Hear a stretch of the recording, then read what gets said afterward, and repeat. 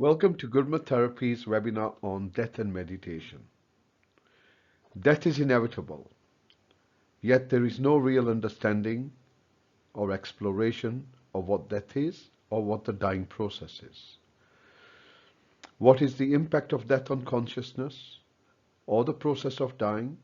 What is the relationship between meditation and death? This webinar will share some understanding about meditation, the dying process, the physical, psychological, and consciousness impact one undergoes through the process itself. It will also identify the 5 stages of physical death as a process, how meditation helps with death and the dying process, what is the purpose of meditation, and how meditation enables transition post-life.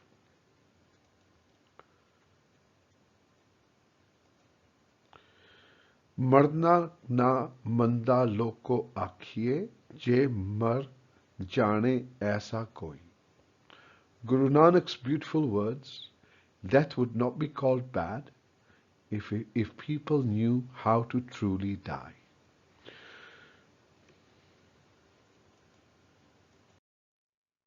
In order to understand death, we need to look at the context within which this webinar is being presented. How we see and understand depends on our worldview. Our worldview is our conditioned lens through which we see ourselves and our place in the universe. The worldview is not something that is the truth or something that's inherent with you or something that you are born with. It is a conditioned, learned through your interactions with parents, language, schooling, religion, culture, society. And in fact, now our worldview is so fluid that social media plays a key role in altering our worldview.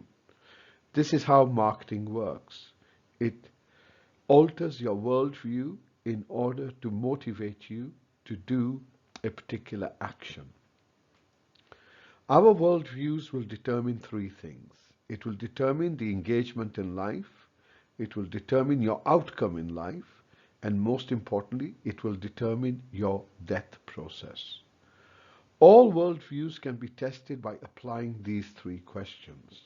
First, is it logical and consistent? 2, is it empirical? In other words, does it match what we see in reality?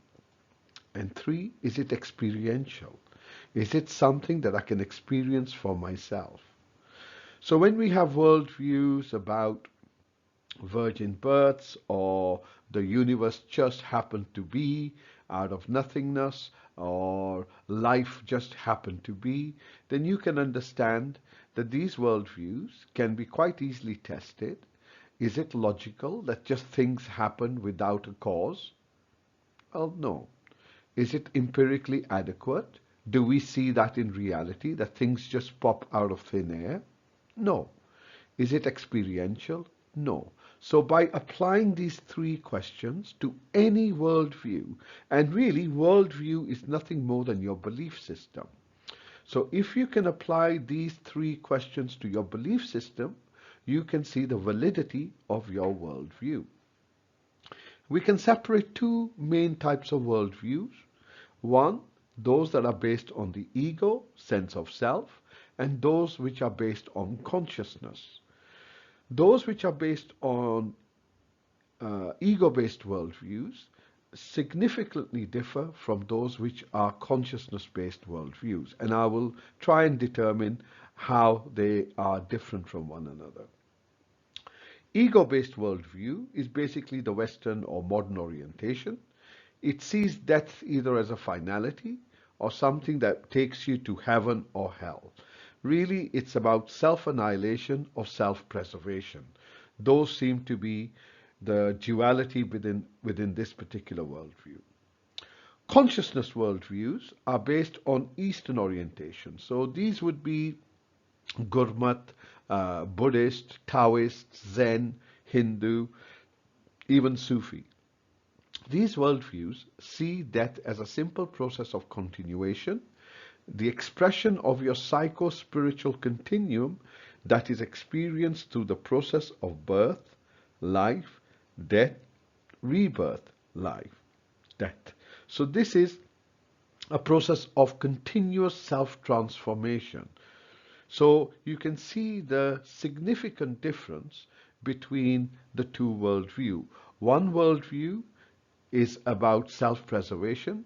The other worldview is about the process of self-transformation. Ego-based worldviews tend to associate death with evil. Essentially, death is negative in character. Life and death are seen in conflict and opposite to one another. This creates a boundary between life and death. Boundaries create conflicts, create divisions, and lead to duality. Duality encourages individuals to choose one side over the other. By drawing a division between life and death, one tries to then eliminate one side, and this tends to be death generally. In fact, there's a whole industry that is dedicated to prolonging life forever. Again, all it's demonstrating is this duality where life is considered to be good and death is considered to be negative or bad, and therefore the focus is to try and eliminate death. This provides a sense of self in which we are always afraid of death, running away from death, and denying death. Such worldviews never really question the existence of the division itself, the boundary itself, never quite question duality. So one spends all their life trying to eliminate one side of duality, being, for example, failure, sickness, death, pain, and on the other side, they focus on ensuring that they have a life that is forever, a healthy life, a life of success, a life of joy. So presenting to you really the idea of heaven. And in heaven there is no death, there is no sickness, there is no pain, there is no suffering, there is no failure. And in heaven there is only life, there's only health, there's only joy, then there's only success. This idea of eliminating the negative and clinging to the positive is the distinguishing characteristic of the ego-based worldview. Consciousness-based worldview are somewhat different. They tend to have an Eastern orientation, and here death is dynamic. It is based on this holistic premise that accepts that nothing is absolute and fixed. Everything is in a constant state of change. Everything is impermanent, and in every moment there is a process of transformation going on. Life and death are not apart. They are two sides of the same coin. Death is not something that's happening in the future or will happen in the future. Life and death take place in this very present moment right now. To say that death is in the future is about avoiding the present moment and again continuing to live in the illusion of permanency.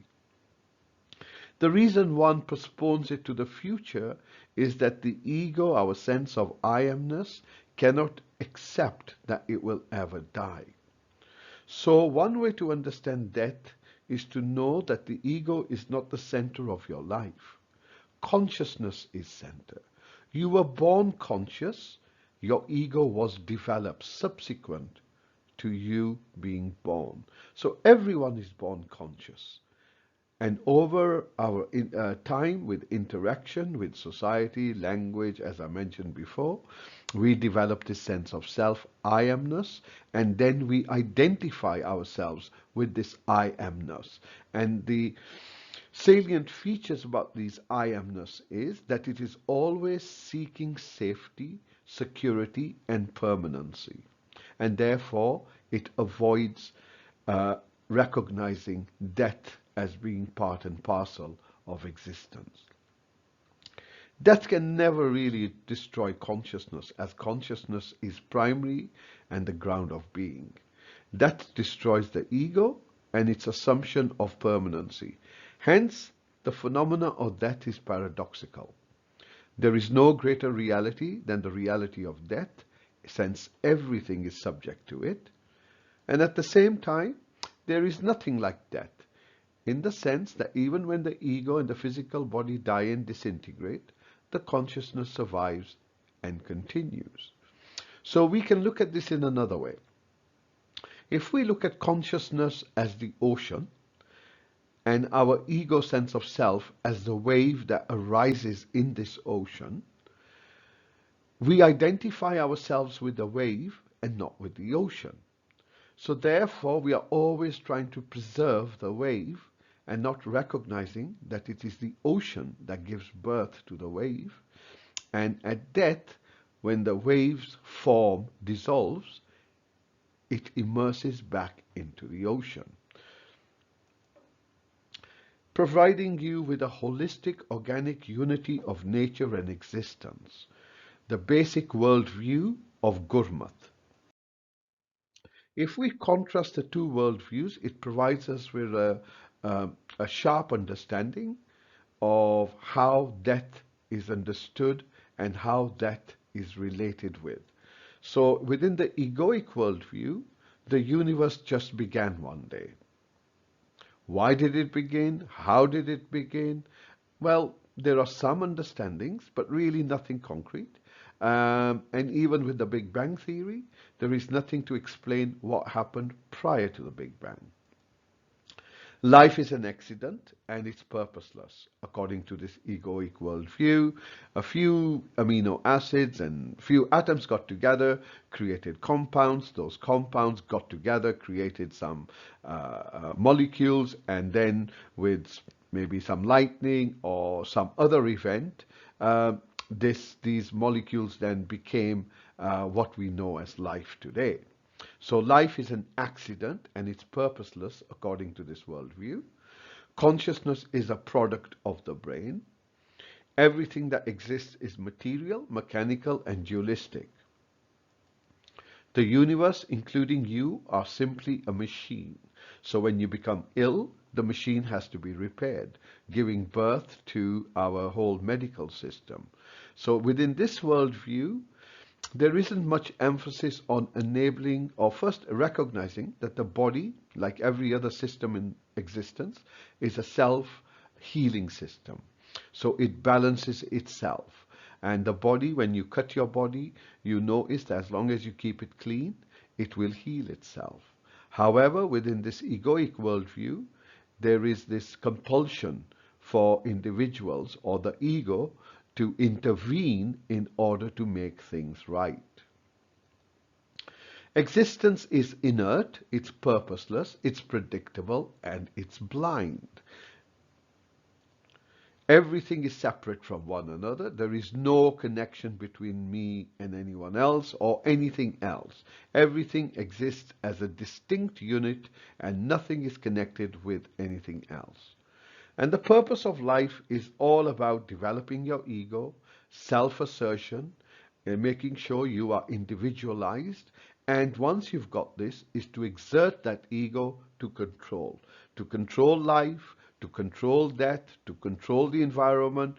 And in fact, it is this precise worldview that led to slavery, this precise worldview that leads to conflict within the world, between the damage that we have done to the environment, is because of this worldview that this ego has dominion over everything else, and because life is purposeless, inert, and an accident, we can do whatever we want to it without any repercussions. Obviously, this has now been shown to be grossly inapt and grossly out of touch with what really is the nature of the universe or existence. Within the consciousness worldview, now consciousness worldview has developed over thousands of years. And it has developed through individuals who have chosen to ask this question, who am I and what is the purpose of me being here?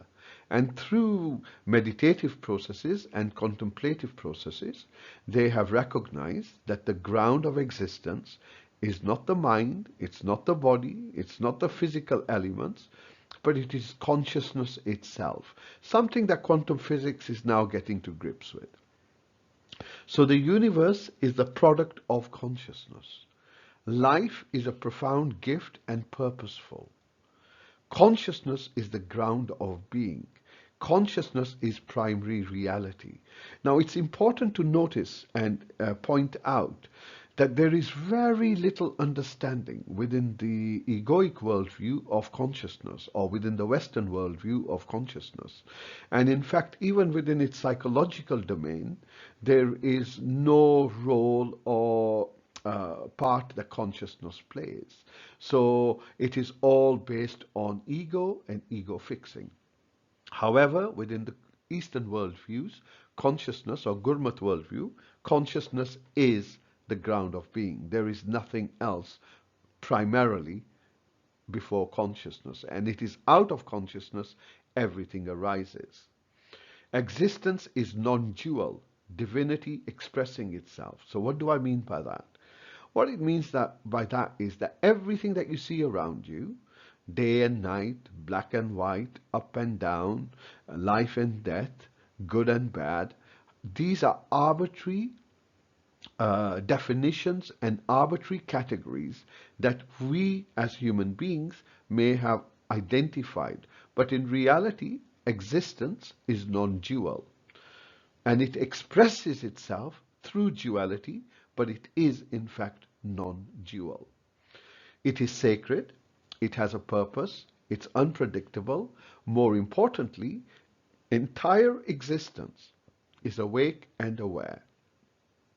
In fact, it is giving rise to this understanding of the universe being a consciousness, or a conscious verse.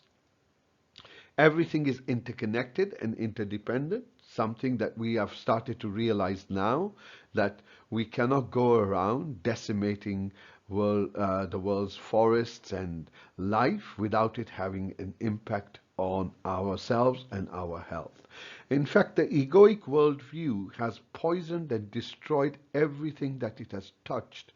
Why? Because it has determined that the ego has dominion over everything else, and since life is purposeless, it's blind, it's material, it's mechanical, it gives the ego the permission to exert force, violence, aggression, so it can control and dominate whatever it wishes to dominate. Something that consciousness worldview sees as, for every act there is a reaction, for every action there's a reaction, and since everything is interconnected, if one was to damage the environment, they would be damaging themselves. The purpose of life here is recognizing and transcending this illusionary egoic self. This happens through meditation, contemplative studies and processes. This transcending of the sense of self will bring us towards our consciousness within ourselves. So it's not something that you have to find outside. And this will lead you towards self-actualization, self-realization, and finally self-sovereignty, where we are not bound by our egoic sense of self in how we act, but we act from a space of ethical space in which we are at one with the universe, with existence, with life, with nature itself. So in order to understand death, it is useful to look at life itself. All events are a continuation and in constant state of transformation. Everything that exists in existence is simply patterns of energy in motion. In other words, the entire universe that we see before us is energy in motion. an electromagnetic electrical universe. Consciousness and energy are two sides of the same coin.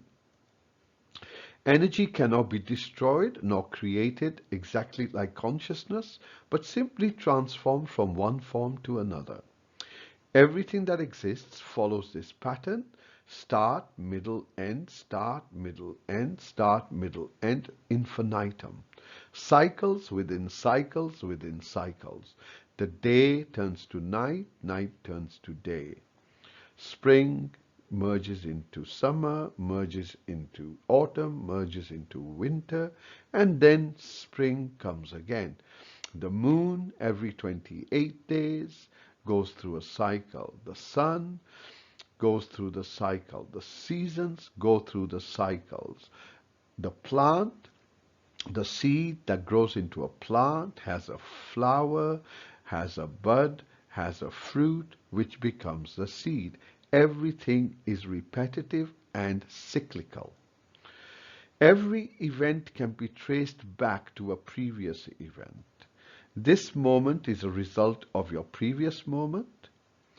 Your body can be traced back to your parents. So your parents, when they met and the fertilization took place, we can trace this body all the way back to that. However, while we can trace our thoughts back to our previous thoughts, we can trace our body back to its previous space where it began.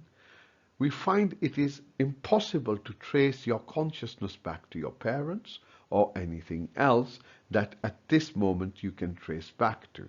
So what am I saying? In other words, while we can trace everything else back to a previous event, we cannot trace our consciousness back to our parents, but we can trace it back logically through conclusion that this consciousness must be here as a result of previous consciousness or a previous state of consciousness or a previous life. So within the consciousness-based worldview, life is not seen as a static one-off event. Life is seen as a transformational event, and when this body disintegrates, then that consciousness shifts forward and recreates or reforms itself and goes through the cycle of start, middle, end, and so on and so forth. When your current physical body comes to an end, this stream of consciousness will continue. Death is the door between two lives. One is the life you leave behind, and the other one is waiting ahead. Every moment is a combination of dying and being born. It is this stream of consciousness that reincarnates. So does this mean it's the same person that reincarnates? No, because the word person implies persona. Persona is to do with your sense of ego, and the ego will be destroyed or disintegrate at the point of death. So it's not the same person that reincarnates. Then the second question is, so is the person or are you different when you reincarnate? And the answer again is no. So how can we explain this? This is akin to a flame lighting another flame. While it is from the same source, yet it is separate and different from it too. And this is how perhaps reincarnate can be understood from the analogy of the flame lighting another flame. So now we move on to understanding death. Death is a certainty, yet it is probably the most misunderstood phenomenon that there is. People have been taught to think that death is the end of life, it's negative, it's evil. This is totally false and the primary or the first misunderstanding. Everything that is born will experience that without exception. That includes a molecule, a particle, you, me, plant, this earth, solar system, universe, whatever you want to look at, everything follows the same pattern. The only difference is the time span. There is no possible way to escape death. No one ever has, neither Jesus, Buddha, Nanak, Kabir. And of the current world population of 7 billion people, almost none will be alive in the next 150 years or so. Life has a definite, inflexible limit, and each moment, each breath brings us closest to the finality of this particular life. Death begins the moment you're born. Death comes in a moment, yet the time is unexpected. All that separates you from your next life is this one breath now. The time of death is uncertain. The circumstances leading to death are uncertain. Yet death is a certainty. So bearing in mind that death is a certainty, there are three questions that come to mind. This is a certainty, an absolute 100% certainty. So the first question is, what do you know about this certainty? What do you know about death? Second question, what have you done to prepare for this certainty? If you knew there was an exam at the end of your studies or your university or school or college, you know it's a certainty, you prepare for it. So this is a certainty. What have you done to prepare for it? And the third question is, when did you begin? The subsequent questions that follow from this are: one, what do you think will help you at the time of your death? Can your family help you? Can your loved ones help you? Can your friends help you? Who can help you at this moment? Two, how do you want to die? You know how you want to live, and you work very hard to create the life that you want, and yet life is uncertain. But we work so hard, we spend hours and hours trying to accumulate wealth, have a nice house to live in, create a family, and so on and so forth. We know how we want to live. So the question is, how do you want to die? Bearing in mind that death is a certainty. And what are you going to do now that will ensure you will have the death you want? In order to answer these questions, the first question is, what do you know about death? And this webinar is an introduction to allow us to understand what death is, so we can prepare for it, and so we can have a transition from life to death that is a transition that is a healthy, pain-free transition. Pain-free for yourself and pain-free for those who are left behind. That happens when your allocated number of breaths finish. Upon death, the physical body begins to disintegrate. So death comes first, and it is recognized through the disintegration of the physical body. However, a significant part of your psycho-spiritual body, and I'll call this the mental body, and this doesn't mean the mind with the ego, because the ego will be stripped. The ego is left behind here.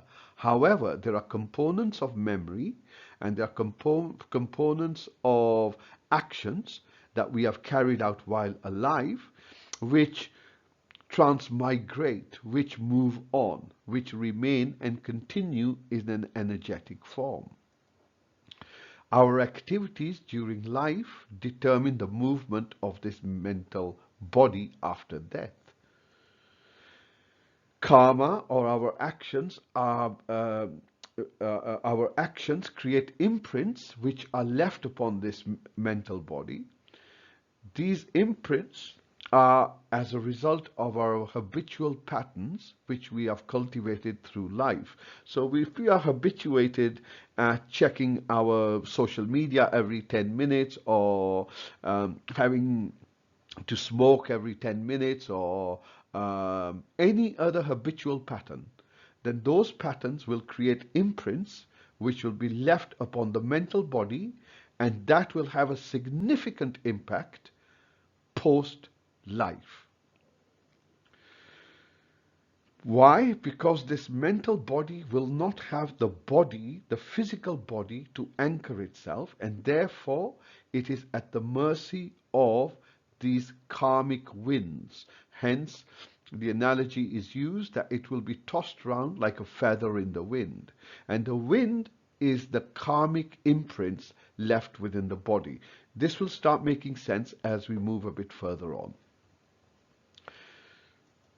And as I said, that because the mental body does not have the physical body to anchor itself, it will be at the mercy of these karmic forces. So what are these karmic forces? These karmic forces will be the manifestation of emotions. What you sow in life, you will reap in death.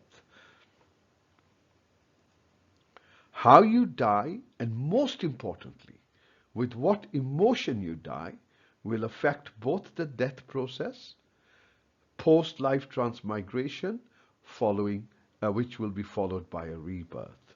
So, our habits in life, our emotional states in life, create these imprints. These emotions become the energetic force which then toss the psycho-spiritual, the mental body around, and this becomes the process of death post-life. So the physical dissolution. So here is a process. So according to the consciousness-based worldview, the entire universe, existence including you, are effectively made out of 5 elements. First is solid, which is called the earth element. So this is anything that is solid. Second is liquid, called the water element. Third is gas, called the air element. Fourth is fire, also known as plasma, energy, electricity, however you want to call it, is the fire element. And the fifth one is Akash. Now, Akash does not have an equivalent word within the Western dictionary. However, some of the words that we can use space, but here space does not mean empty, as in that there is nothing there. We could use dark energy, we can use antimatter, but these words really aren't adequate to explain Akash. Ether is maybe a close word, but again, still not quite there. So, you, I, and everyone else and everything else is made out of 5 elements. Earth, which is solid, liquid, gas, electricity, fire, and space itself. So at the start, the earth element begins to disintegrate into the water element. And the signs of this are we lose strength, body feels worn out and extremely heavy, which is why when people are dying or dead, the body becomes very heavy. Sight becomes dark and unclear for these individuals. There's a feeling of sinking into the earth. And this is the earth element disintegrating into the water element. Now the water element begins to disintegrate into the fire element. Here, there is no experience of pain or pleasure. Mouth, tongue, and saliva become dry. We no longer hear sounds. Our environment begins to appear smoky. The fire element now disintegrates into the air or the wind element. Warmth diminishes, so the body begins to become cold. There's an inability to digest food. Depending on our lifestyle, warmth will either gather towards the feet or the head. The mind will start to see little flickering sparks. No, it's like fireflies.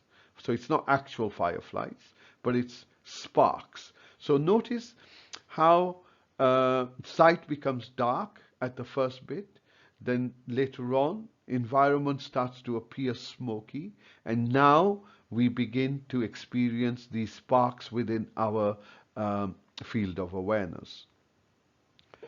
This is now the sign or the signal where the wind element is beginning to disintegrate into the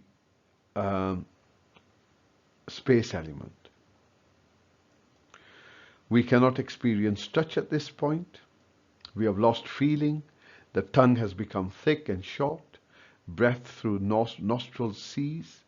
Short breaths are preceded by a few long breaths, then a last long breath before we can say, or here we pronounce that the individual has died. The mind here sees like a candle-like flickering flame. The space element then disintegrates into the ground of reality. The wave, localized consciousness merges into the ocean of consciousness. Now, while the physical dissolution goes through a process, this doesn't mean that you have yet died. In fact, there is emotional dissolution that one goes through. When the body has stopped breathing, consciousness still has not left the body. The emotional dissolution needs to take place, very similar to the physical body, where one layer dissolves into the next.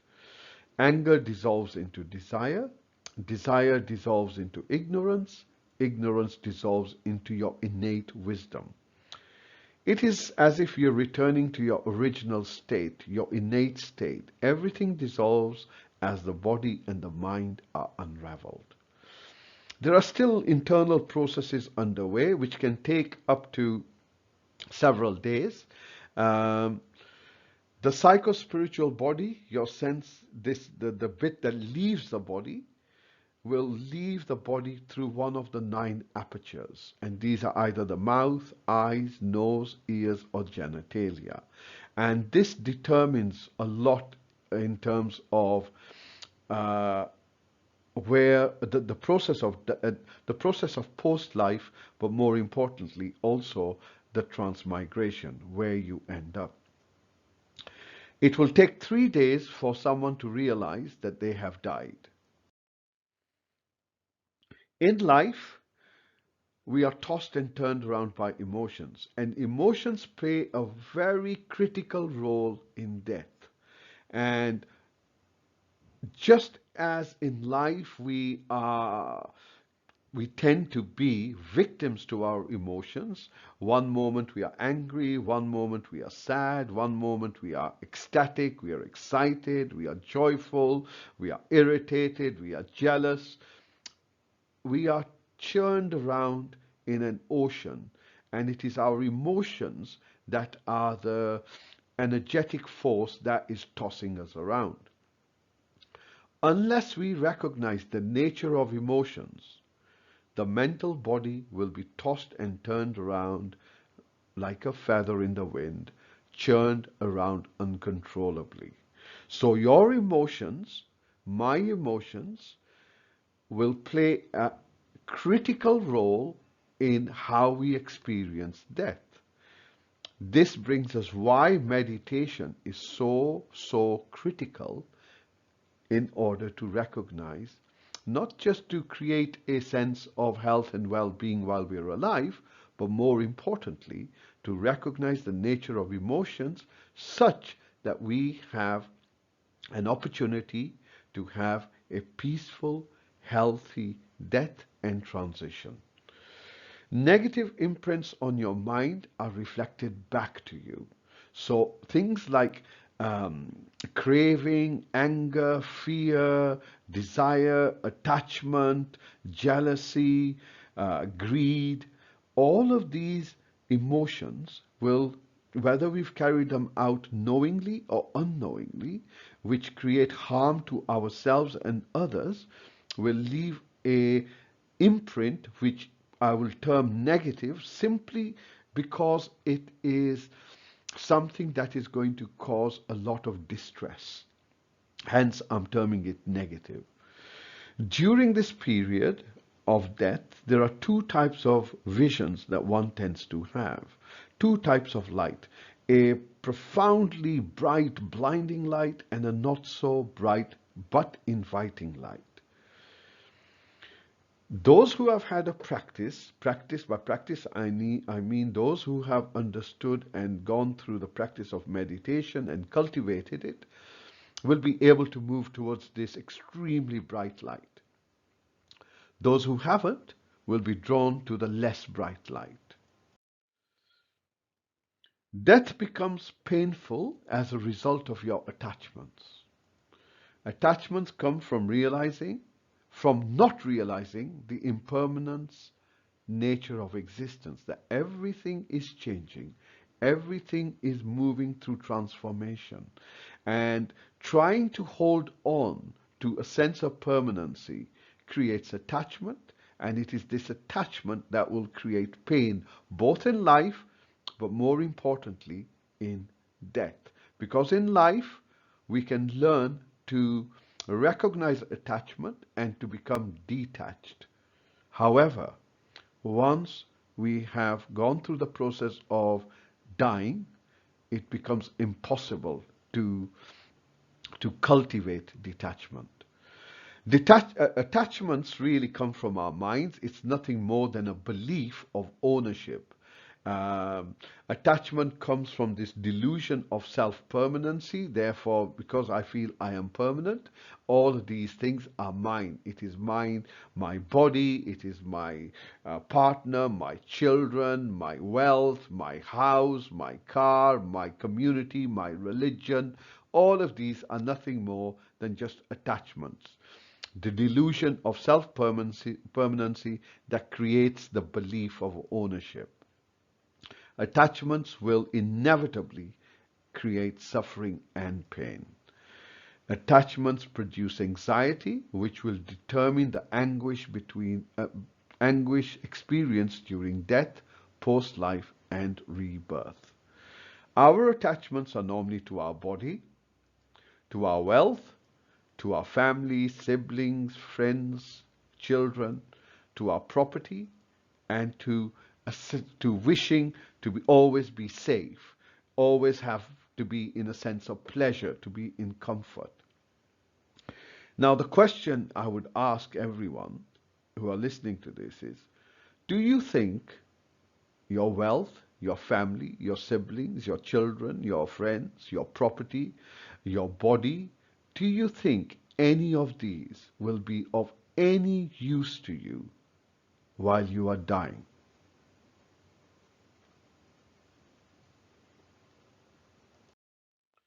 So, what happens post-life? And within Gurmat, this is called Parlok. Within the Indic tradition, particularly the Tibetan Buddhist tradition, it is called Brado. So Brado, Parlok means the intermediate state. The intermediate states, so at the moment, we are in Lok. Lok, according to Gurmat, is the state when you're born until you die. Parlok is at the point of death until you are reincarnated. So I'm going to look at what happens post death. It'll take you 3 days to realize that you've died. You may try to communicate with living members of the family, but without any success. What's really important is that the mind becomes extremely subtle. And because it becomes subtle, one is able to communicate with thoughts. One is able to read thoughts rather than communicate. And you may discover that what you consider to be love may have simply been an attachment to your wealth or your body or your looks. And maybe the love that one may think that they had in life may be nothing more than just simply attachment. Again, creating a sense of disappointment, distress, anxiety. The mental body goes through 3 phases from the point of death to rebirth. I would just like to add here that within the consciousness worldview, the body is considered, our physical body is considered to be three components, right? So there is the physical body, which is the gross body, known as a stool sarir. Then there is the antkaran, the inner body, which is your thoughts, your emotions, your mind, your memory, your sense of I amness, your discrimination. All of these are your internal body. And then there is a third part of this, which is called the causal body or Karan Sarir. And this is the seed through which all the other bodies take birth. And this is what plays a key role in our reincarnation process. So the mental body, while the physical body disintegrates, this mental body or part of the mental body goes through the three phases from the point of death to rebirth. After the initial 3 days, the mental body will lose awareness again and awaken again in the second phase. During this phase, it experiences much insecurity, fear, and instability. This is normally the time of prayers by family members to help guide this mental body through this turmoil. And you will find many wisdom traditions have prayers, and these prayers last for 3 days, 7 days, 40 days, 10 days, and rituals. These rituals are there, and prayers and practices are there because there is an understanding of what is taking place within this post-life process. The emotions that you have will manifest as visions during this period. Now you begin to recognize the impact of emotions, not just within life, but more importantly, the emotions that you take with you, the emotions that you have habitually been in, are going to be the primary source of the visions that you're going to have in this Parlok state. Emotions of craving, desire, anger, hate, fear, jealousy will become the demonic encounters, which will create much insecurity, fear, distress, trauma within that state. Emotions such as compassion, peace, love, joy become our divine or angelic encounters. Learning to recognize the nature of our emotions in life will enable us to navigate this process, this journey, without trembling in fear. So now you begin to realize and recognize the value of meditation, because meditation will enable you to learn the nature of emotions, but more importantly, how to transform those emotions. Transform those emotions which have a negative consequence to transforming those emotions which are positive, not just in life in terms of health inducing, improving immunity, improving relationships, engagement with life, etc. But more importantly, they are also of huge value post-life.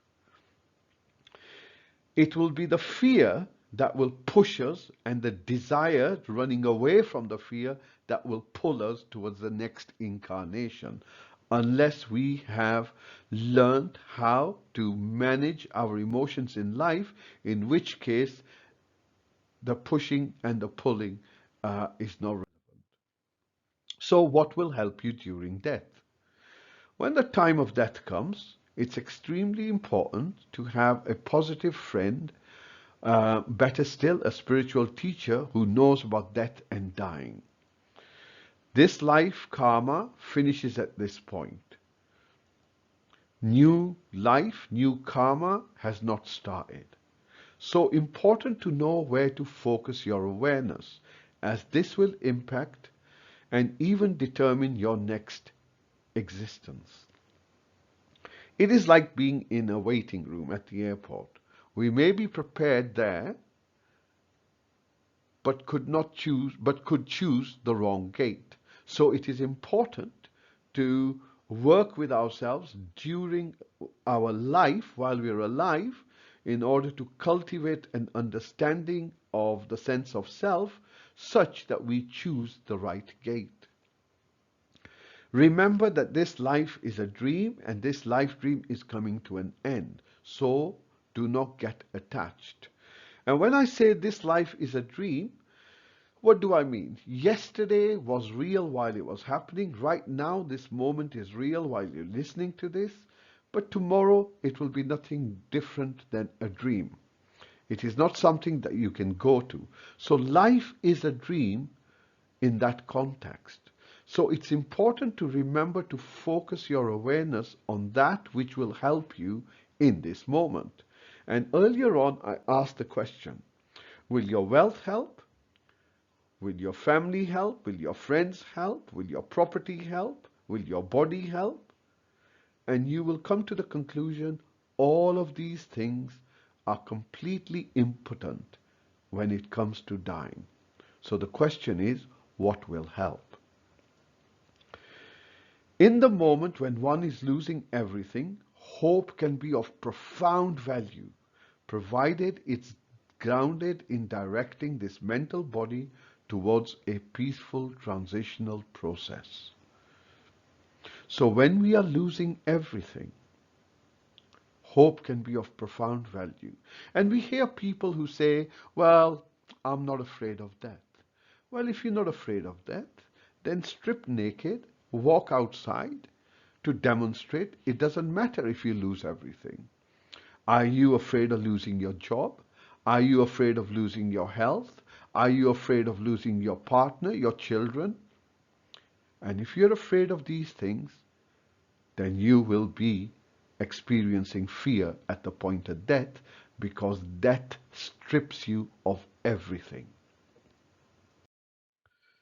So how do we aid someone who is in this process? It is extremely important to be very sensitive to the needs of a dying person. The most important thing is to keep the mind of this person calm and content.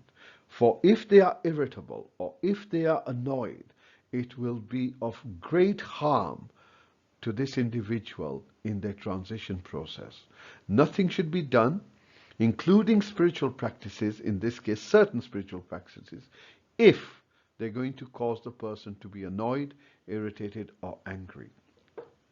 Essential not to disturb the person with noises, emotional outbursts, rubbing them, touching them, grasping onto them, because wherever you touch them, their focus will drift there.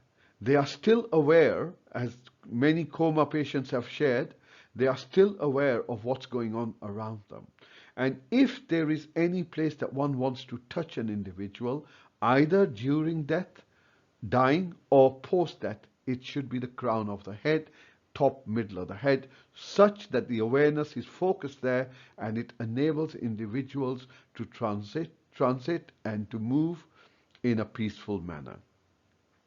Expressing attachment, clinging to the dying person can have a hugely detrimental effect on their mind.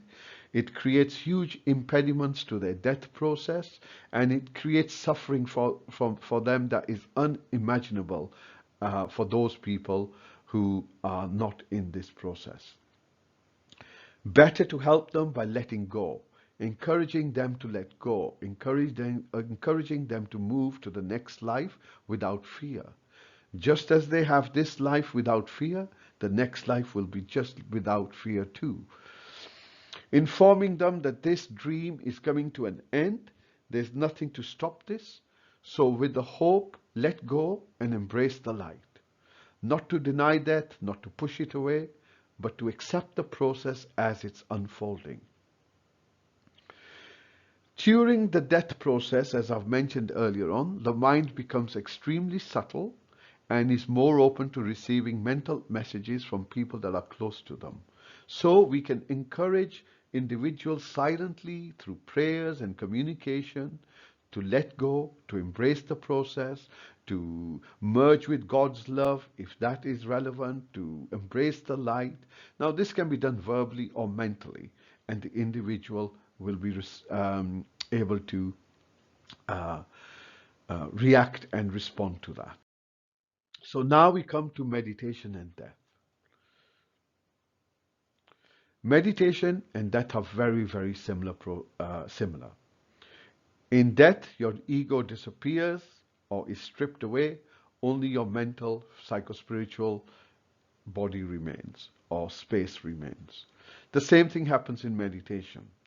In meditation, through meditation, we begin to recognize our thoughts, we begin to recognize our patterns, cognitive patterns, and over time we detach ourselves from our ego and we are only left with the presence of this pure isness of our being. The similarities are such that people who are afraid of death also tend to be afraid of meditation. On the other hand, if those who are not afraid of meditation and have cultivated the practice of meditation are unlikely to be afraid of death either. Meditation prepares us for death. It helps one to know death without dying. And once death is known without dying, the fear of death will disappear. Even when death comes, one can silently watch it, knowing absolutely that it cannot even touch one's essential being or essential nature, essential sense of self. With meditation, we also learn about emotions. We learn about thoughts, we learn about emotions, and we learn about sensations. Learning about thoughts gives us an understanding of emotions. Learning about emotions, it gives us an understanding of how to transform emotions that will be harmful to us while living and also during the death process to emotions that will be of value and benefit while we are alive and also post-life. Death will take your body, death will take part of your mind, but death cannot touch your consciousness and cannot touch your essential self. For consciousness is beyond death, it's timeless, it's eternally now and here. Mindfulness and meditation in particular is bringing individuals to the present moment of now, akal, now, timelessness. And when we begin to experience akal, timelessness in the present moment, we recognize the here and now is the state of being. Everything else, past and future, are simply projections of the mind. It can be very helpful to encourage the dying person to use breath meditation if this is possible. To let go of the thoughts and concentrate on the movement of the breath. Of course, this may not be possible in certain circumstances. Meditation, breath meditation or mantra meditation will help individuals develop a sense of calmness. It can also comfort through pain, control pain, and more importantly, remove fear and have a sense of acceptance of the unfolding nature of that process. It can enable the individual to reside within the inner stillness and peace while accepting the unfolding process that is taking place or that they are part of. However, most importantly, encourage the dying person to connect to a mantra or a prayer. And I will explain the value of a mantra or prayer. While it may not be possible to focus on the breath, it can be possible to focus on the mantra mentally, reciting it to yourself. Maintaining focus on this internal mental recitation of mantra will inevitably ensure a healthy death and a peaceful transition, which is why all consciousness-based worldviews, Buddhist, Gurmukh, Sufi, Tao, all of them emphasize, Hindus emphasize the value of mantra. Why? Because mantra doesn't just help us here, but most importantly, it becomes priceless during death. So, within Gurmukh, there are two words, Manmukh Gurmukh. Manmukh is an ordinary, uncultivated mind, individuals who have no understanding of meditation. And Gurmukh is individuals who have transformed their mind from ordinary mind to a awareness or consciousness based identity. And there are three processes to this, or three steps to this process. So I'll try to go through them now. So this is the process of how meditation transforms the ordinary mind into the Gurmukh mind, the awareness orientated self. So ordinary mind are those who have not learned meditation, and they are fused with the content of their mind. So they are fused with their emotions, they are fused with their thoughts, they're fused with their stories. Gurmukh are those who have cultivated awareness and are able to detach from their mental and emotional content.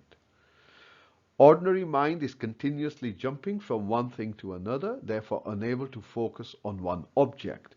Now you can understand how difficult it would be for an individual going through the death process who has not cultivated the ability to focus, because it will be effectively the ordinary mind jumping, anxious, fearful, insecure, unstable, moving from one thing to other in this trauma of death that they're going through.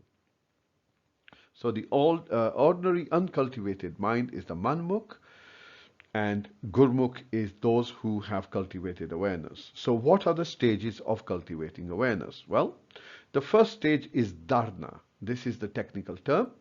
Dharana means concentration, fixing your or learning to fix your awareness on one object, not allowing this object to disappear from your awareness, and if it does, you bring your focus back again and again and again.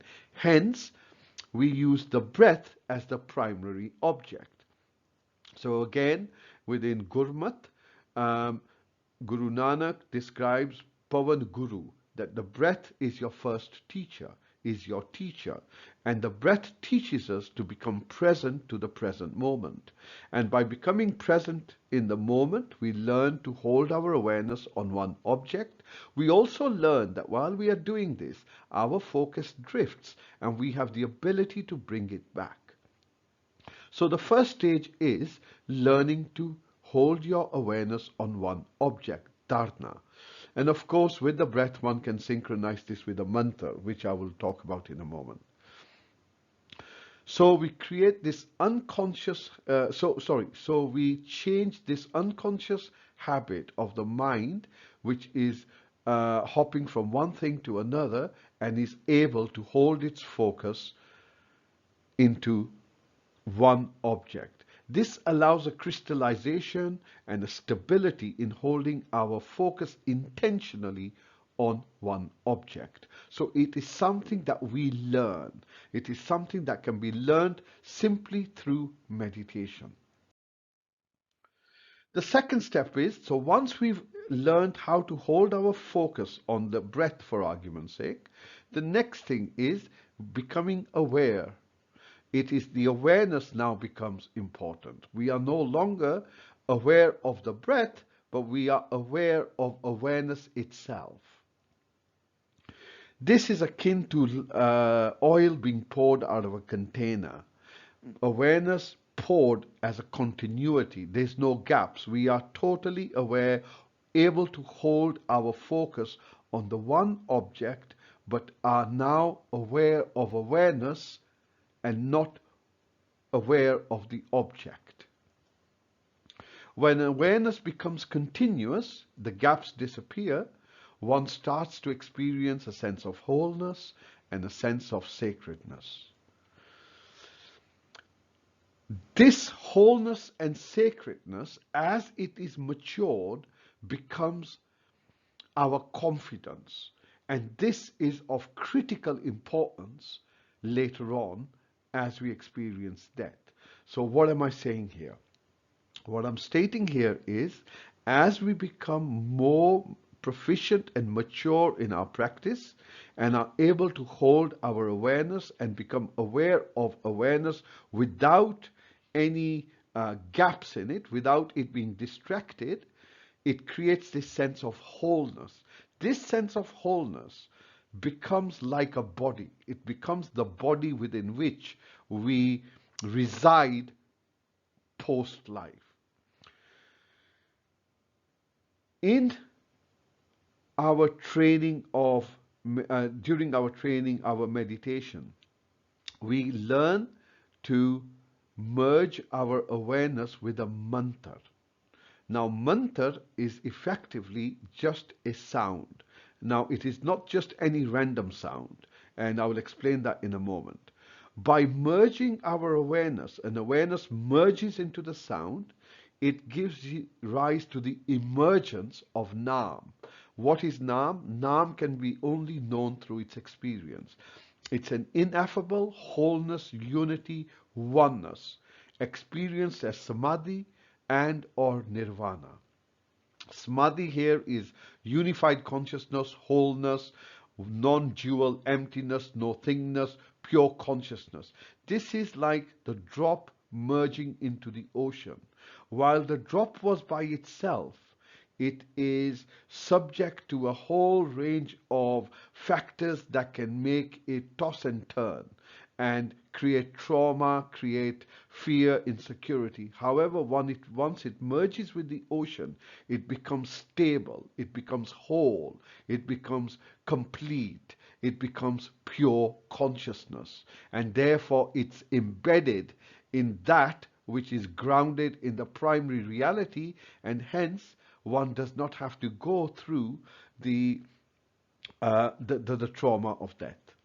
So this is samadhi. So from dharana or concentration, where the object is important, we move to dhyan, where awareness is important, allowing the awareness to be a flow, something that is uninterrupted. And over time, as it matures, that becomes absorption, wholeness, Nam.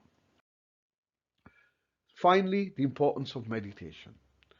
Meditation is of profound importance in life and during death itself. Firstly, just contemplating and recognizing death, impermanence, and awareness are regarded as of critical importance. Recognizing everything is impermanent will help us detach.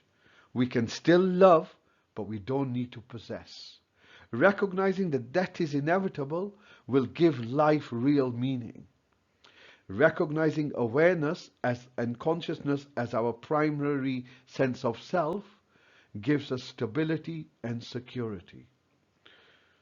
It allows us to recognize the preciousness and the inflexibility of life itself, that life is short and therefore it is of critical importance, knowing that it's going to end, to live it in the most meaningful way, and in a way where we have relationships that are based on love and not on possessiveness, where we live our life in order to experience life in its fullness and not necessarily just chasing one hit, adrenaline hit, or one excitement to another, but actually enjoying all that we have in the fullness that it is there. For even boredom may become something precious when we experience trauma and fear. It allows us to understand the death process and familiarize ourselves with it. This helps remove fear at the time of death, ensuring a healthy death and a beneficial rebirth. Meditation allows us to learn the nature of attachments and how to let go of those attachments. By learning to let go, we ensure a painless death. Meditation helps us to recognize the impermanence of observed world, yet at the same time, the unchanging nature of consciousness within ourselves. Meditation cultivates acceptance and the recognition of the unfolding nature of existence in the present moment, or what Guru Nanak terms as hukam, the unfolding nature of existence in the present moment of now. Meditation allows us to cultivate stillness and silence. We learn to remain calm during various processes, psychological processes of death, but we also learn how to remain calm and at peace during life.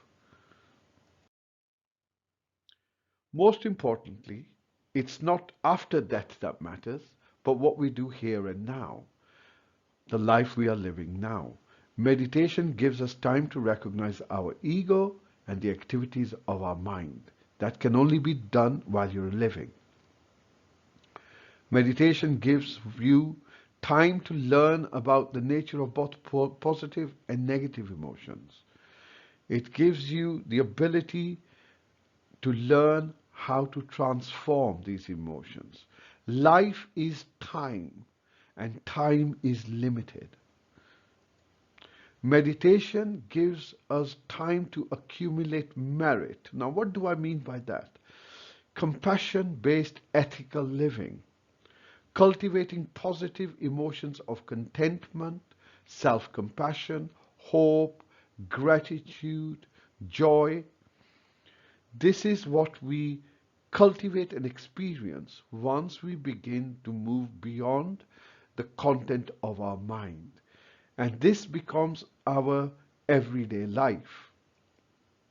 Meditation gives us time to recognizing the unfolding nature of the present moment, gives us time to know ourselves beyond our thoughts, our emotions, and our sensations, gives us an opportunity, one, to discover what a mantra is, and more importantly, to discover its priceless value. So what is a mantra? An authentic mantra has to satisfy the following qualities. One, it has to be originally revealed through a sage, a mystic, a prophet, self-realized, enlightened human being who achieved self-realization through it and passed it down to others. So you will notice that within the consciousness Indic traditions, Buddha has a mantra, Hindus have a mantra, Sikhs have a mantra, Sufis have a mantra. Every tradition within the consciousness worldviews have a mantra. So why would Buddha, Nanak, Kabir, and all the others emphasize mantra unless mantra was of such importance? So these individuals realized, self-realized, self-transcended their egos and reached self-sovereignty through the use of a mantra. So one, the mantra has to be authentic. Two, the mantra itself is sound. And because it is sound, sound is energy. So it has a latent energy and it has an active energy. The active energy is when we pronounce it, but over recitation and pronunciation over a prolonged period of time, the latent energy is also released. It is pronounced in a specific meter, a rhythmic structure, so it is just not it is not just pronounced ad hoc, it has a structure to its pronunciation. It is known as a bij mantra, meaning that it has a seed. It has this latent energy that is inherent in it. This latent energy is dynamic and divine, so it is a changing energy, but this energy allows us to experience the broader sense of consciousness, which I will term here as divine energy. The mantra's energy, this divine energy, is activated through constant, focused, and prolonged repetition. Most importantly, it's not the repetition of the mantra that does it, but it's listening to the mantra as it's being recited. So there is a process of learning how to do mantra meditation.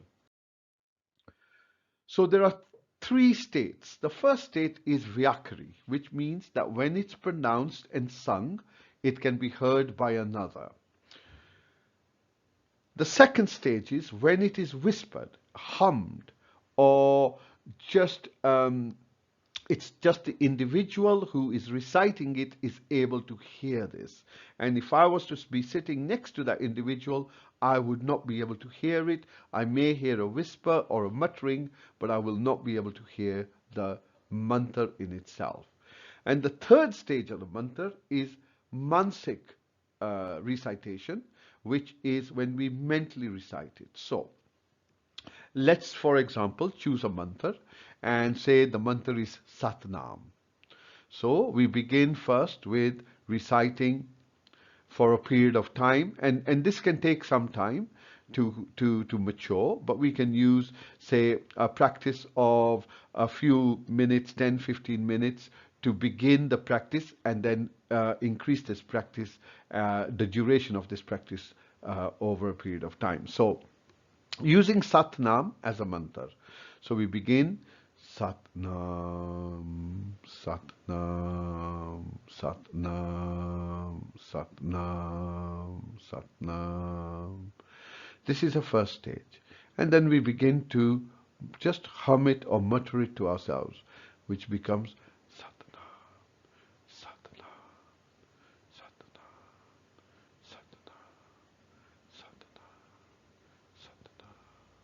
And finally, it is repeated mentally, and we're listening to it as we repeat it.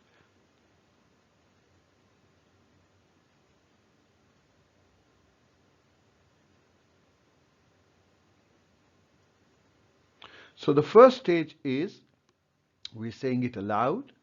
We reduce the volume so it becomes a muttering, and we reduce the volume even further, and at the last stage the tongue is not moving, and we are simply reciting it with mentally, and we are listening to it. Now you can recognize how we can focus our awareness to the mantra during the process of death. While we're alive and we do mantra meditation has a physiological impact on your body, and it goes through certain stages.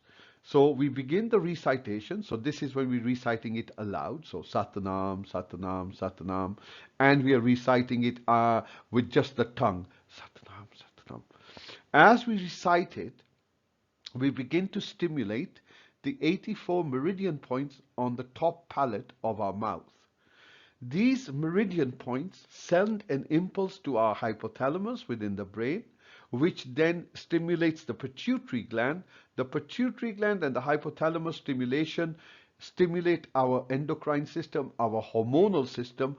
This then produces hormones which produce a sense of non-duality, joyfulness, a wholeness, completeness within ourselves. So there is a physiological process that is initiated with these sounds, which allow us to experience these experience of non-duality, joyfulness, which then become our anchor, not just in life, but also post-life. So last words. Perceive everything as sacred. Recognize that all that there is the play of your mind. Don't grasp and struggle. Open to whatever arises. Become one with it. Relax into its innate purity, goodness of whatever one experiences. Remain calm and stabilize your mind. Remember any form of spiritual support, be it a mantra, a teacher, or a divine presence. Keep your mind on this sport without distraction. Rely on the confidence that you have developed during your meditation. As I've said earlier on, when we begin to meditate, we go into this space of wholeness after a while. This wholeness gives us a sense of security and safety, which becomes the confidence. And it is said that this confidence becomes our body in the Brado or Parlok, a body you have strengthened and exercised during meditation. Remembering that our mind is extremely subtle at this moment, so everything is exaggerated. This means hesitation, which is the opposite of confidence, can have a real impact on us and get us moving around and tossed around, as I said, like a feather in the wind or a flag in the wind. Don't be angry or afraid. Everything is illusionary, transitional, like a dream. Avoiding negative states of the mind is of critical importance. But this can only be done if you've done this during your life. Pray, focus your awareness on whatever you feel is divine. Have a connection with it. Ask it for blessings and guidance.